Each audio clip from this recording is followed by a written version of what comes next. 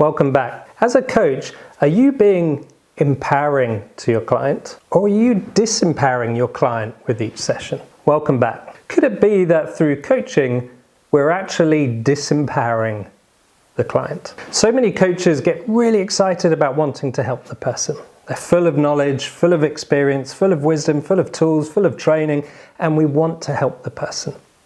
So we create an environment, we think there's a solution or new information or a new perspective that's going to be really helpful, and so we engineer and lead that scenario.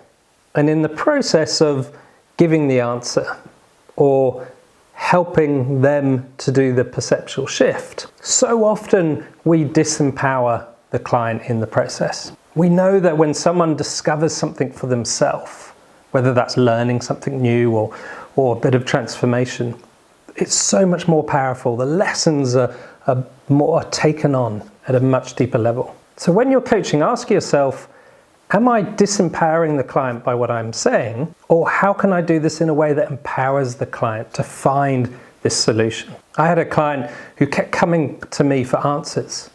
And I kept feeling like I knew the answers, so I'd create a situation in which I would deliver the information and they'd be like, fantastic, and they would go away, but they would keep coming back. And I often wonder why they couldn't find this solution for themselves. But then unpacking it over time, they were like, Cam knows the answer, I'll come to Cam. So they created almost a subtle dependence on the coaching relationships for their answers. And this came because I was disempowering them by giving them the information. And it wasn't until I allowed the client to have total accountability, total responsibility for that, finding that solution, albeit in a guided way with accurate questions and helpful questions and challenging questions, that they were really able to find that discovery.